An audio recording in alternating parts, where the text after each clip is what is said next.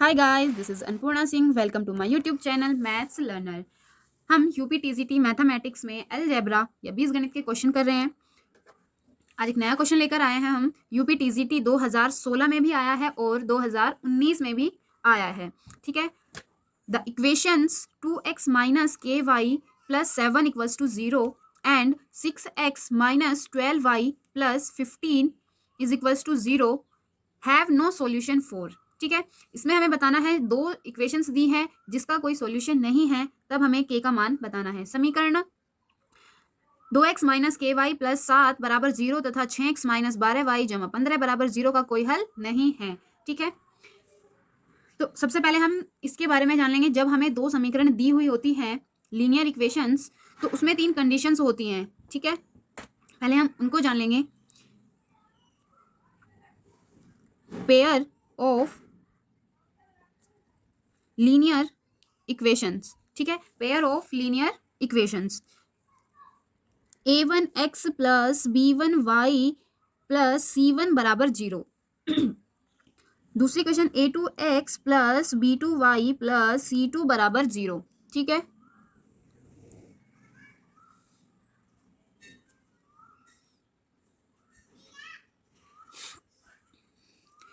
अब इसमें सबसे पहली कंडीशन होती है जब रेखाएं एक दूसरे को प्रतिच्छेद करती हो या इंटरसेक्ट करती हो।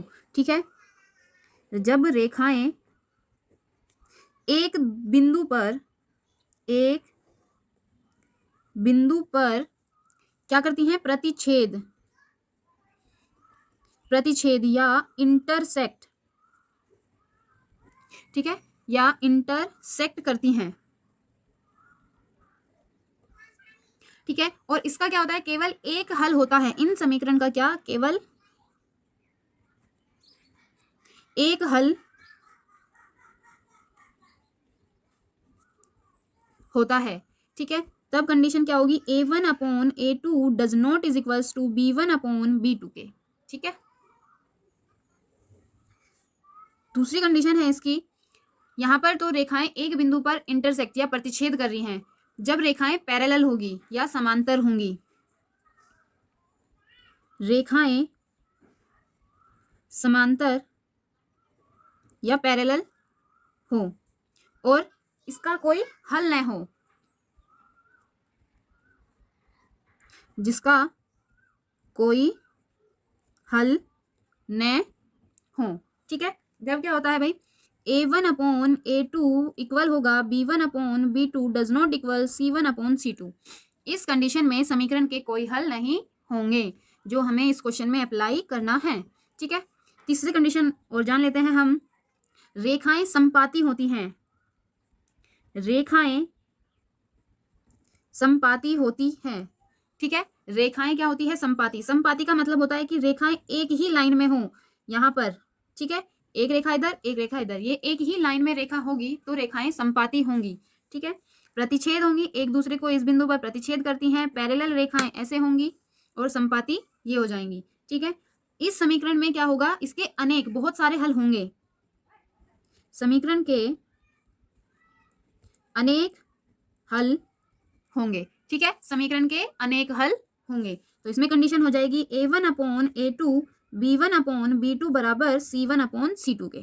ठीक है। अब हम क्वेश्चन देखते हैं अपना। a1 इसमें क्या दिया है?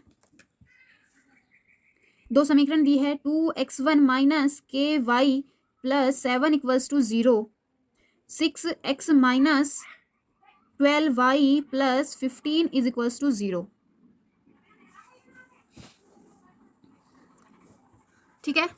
तो यहां पर हमें a की वैल्यू a1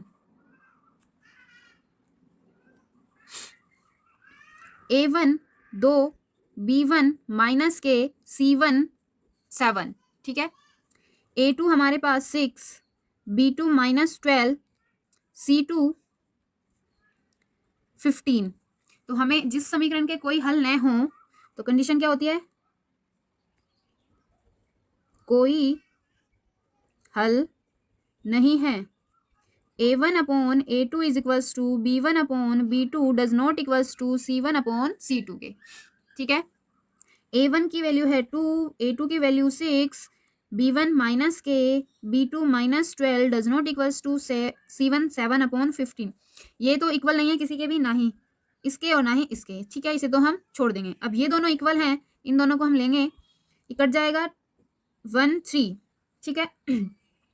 1/3 बराबर हो जाएगा माइनस के माइनस 12, माइनस माइनस प्लस हो जाएगा, क्रॉस मल्टीप्लाई कर देंगे, के बराबर हो जाएगा 12/3, 3 से 12 को हम काट देंगे 4 बार, के का मान आ जाएगा 4, ठीक है। ऑप्शन में हम देखेंगे के का मान 4, बी ऑप्शन है, ठीक है, तो इसका ऑप्शन हो जाएगा B.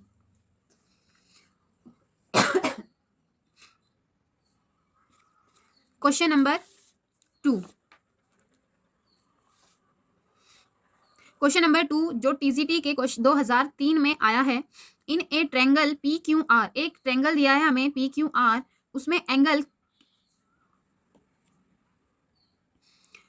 Are π/2 if tan p/2 and tan q/2 are the roots. ये क्या है, इसके रूट्स हैं of the equation ax² plus b plus c equals to 0 के। तब हमें क्या करना है, इसमें से बताना है कि ये कौन सा है ऑप्शन, ठीक है।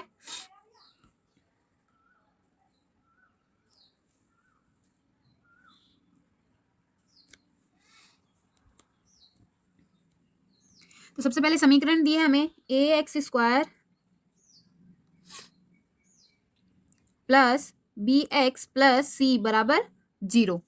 समीकरण के मूल अल्फा और बीटा है, ठीक है, अल्फा और बीटा होता है। तो अल्फा बराबर है हमारे पास tan p/2, ठीक है, दो मूल दिए हैं tan p/2 और tan q/2। बीटा हो जाएगा tan q/2, ठीक है। मूलों का योग निकाल लेते हैं, मूलों का योग alpha plus beta tan p/2 plus tan q/2, मूलों का योग होता है -b/a,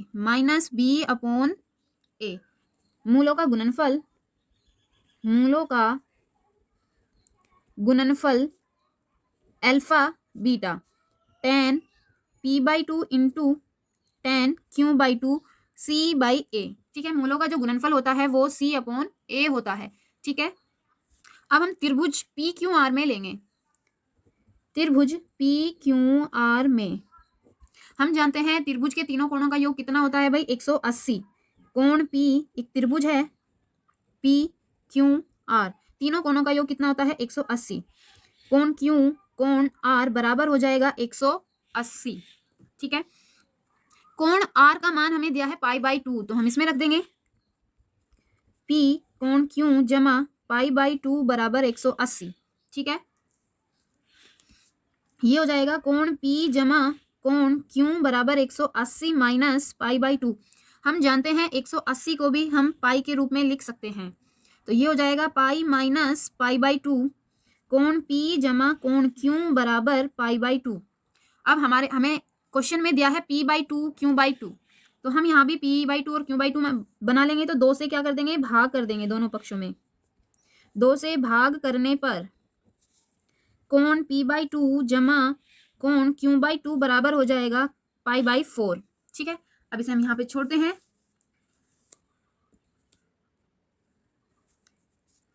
हमें किसका मान निकालना है, tan का। tan दिया है tan p/2 tan q/2 में, तो tan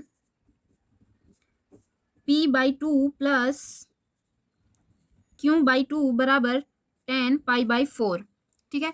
हम जानते हैं tan π/4 का मान 1 होता है, ठीक है, tan π/4 का मान 1 होता है, और एक फॉर्मूला होता है tan a प्लस b बराबर tan a plus tan b upon 1 minus tan a into tan b, ठीक है। ये दोनों हम अप्लाई करेंगे यहाँ पर।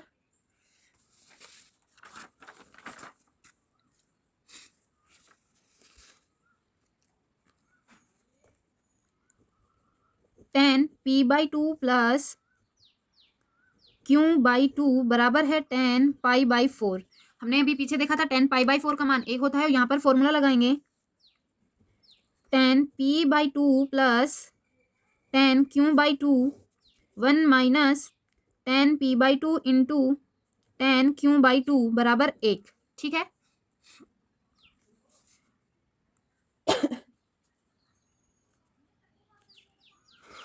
मूलों का योगफल हमें दिया है, मूलों का योगफल हमें दिया है -b/a। ठीक है, मूलों का गुणनफल हमने निकाला है c/a। ठीक है, तो हम इसमें रख देंगे मूलों का योगफल, इसका मान है -b/a 1 - c/a बराबर 1।